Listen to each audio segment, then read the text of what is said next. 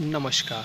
आज बल्लभगढ़ में कोविड-19 के चलते 74वां स्वतंत्रता दिवस बहुत ही सादगी से मनाया गया। बल्लभगढ़ की एसडीएम साहिबा ने बल्लभगढ़ के नारसिंह पार्क में स्थित शहीद स्मारक पर जाकर शहीदों को नमन किया और उन पर पुष्प अर्पित किए। हाँ, आप इन तस्वीरों में देख सकते हैं कि बल्लभगढ़ की एसडीएम साहिबा के साथ बल्लभगढ़ के विधायक और हरियाणा में कैबिनेट मंत्री मूलचंद शर्मा के भाई टिप्पर चंद शर्मा और बल्लभगढ़ के पार्षद और बल्लभगढ़ बस अड्डे के प्रधान प्रेम खट्टर, बिट्टू पंजाबी आदि लोग मौजूद रहे। बल्लभगढ़ की एसडीएम साहिबा ने बल्लभगढ़ के पंचायत भवन में जाकर ध्वजारोहण किया और 74वां स्वतंत्रता दिवस बहुत ही सादगीपूर्वक मनाया गया। इसमें सोशल डिस्टेंसिंग और मास्क का विशेष तौर पर ध्यान रखा गया। एसडीएम साहिबा ने ध्वजारोहण के बाद वहां पर आई हुई जनता को संबोधित किया।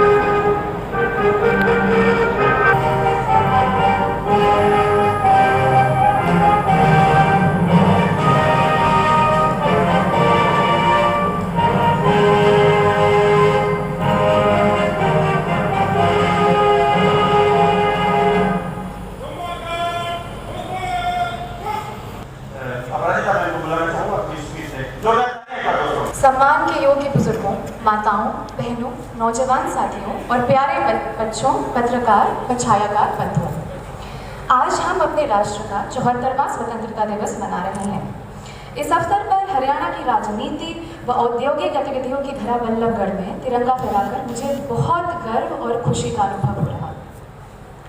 आज़ादी के इस पावन पर्व पर मैं सभी प्रदेशवासियों को हार्दिक बधाई देती हूँ और आप सभी की सुख समृद्धि की मंगल कामना करती हूँ। देश की सीमाओं पर डटे जवानों को भी मैं इस राष्ट्रीय पर्व की बधाई देती हूँ। यहाँ उपस्थित स्वतंत्रता सेनानियों, भूतपूर्व सैनिकों व उनके परिजनों का भी हार्दिक अभिनंदन करती हूँ। कोविड-19 के कारणवश इस वर्ष देश भर में स्वतंत्रता दिवस समारोहों का आयोजन सोशल डिस्टेंसिंग बनाकर लॉकडाउन प्रोटोकॉल के नियमों का पालन करते हुए किया जा रहा है। इस वर्ष के स्वतंत्रता दिवस पर प्रधानमंत्री श्री नरेंद्र मोदी का लाल किले की प्राचीर से दिया गया राष्ट्र का संबोधन व मुख्यमंत्री श्री मनोहर लाल द्वारा पंचकुला से प्रदेश के लोगों को इस अवसर पर दिया गया संदेश हम सबके लिए एक तरह से संकल्प पत्र है। हम सबको इसका अनुसरण करना होगा। स्वतंत्रता दिवस के इस पावन पर्व के साथ हमारे देशभक्तों के त्याग, तप और बलिदान की एक लंबी गौरव गाथा जुड़ी हुई है। इस शुभ अवसर पर मैं देश की आज़ादी के लिए अपने प्राणों को न्यौछावर करने वाले सभी ज्ञात व अज्ञात शहीदों को तहे दिल से नमन करती हूँ। इसके साथ ही मैं उन बहादुर सैनिकों को भी सल्यूट करती हूँ जिन्होंने आज़ादी के बाद देश की एकता व अखंडता और सीमाओं की रक्षा के लिए अपने प्राणों की आहुति दे दी। स्वतंत्रता संग्राम में हरियाणा का योगदान अविस्मरणीय रहा। सन 1857 की क्रांति सबसे पहले अम्बाला छावनी से शुरू हुई। गत दिनों अम्बाला से ही प्रधानमंत्री श्री नरेंद्र मोदी जी ने राफेल स्क्वाड्रन स्थापित करने की शुरुआत कर देश की वायु शक्ति को मजबूत किया।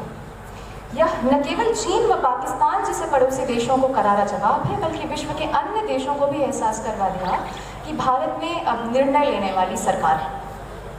आज़ादी की लड़ाई के दौरान, आज़ादी के बाद देश की सरहदों की रक्षा के लिए हरियाणा के वीर शहादत देने में हमेशा अग्रिम पंक्ति में रहे।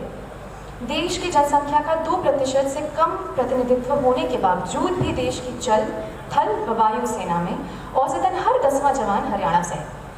इसके अलावा बड़ी संख्या में अर्धसैनिक बलों में भी हरियाणा के जवान भर्ती हैं। सरकार ने इसी बात को देखते हुए सैनिक व अर्धसैनिक कल्याण विभाग का गठन किया ताकि सैनिक व उनके आश्रितों की समस्या का समाधान किया जा सके। हरियाणा के शहीदों के 320 आश्रितों को सरकारी नौकरी प्रदान की गई है, जबकि पिछली सरकारों के समय केवल 2 आश्रितों को ही नौकरी प्रदान की गई। फरीदाबाद व करनाल शहरों का चयन स्मार्ट सिटी के लिए किया गया है। गुरुग्राम को भी मिलेनियम स्मार्ट सिटी के रूप में विकसित किया जाएगा।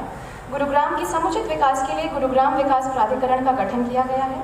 करनाल और जींद को राष्ट्रीय राजधानी। मचगर से स्वतंत्रता सेनानी जगराम सिंह जी, उनके घर से उनका बेटा दलवीर सिंह जी है। दलवीर तैयार रहे, दलवीर तैयार रहे।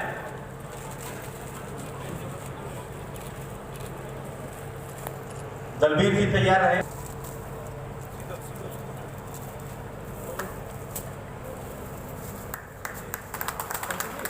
जी के घर से चरण सिंह जी हमारे बीच है।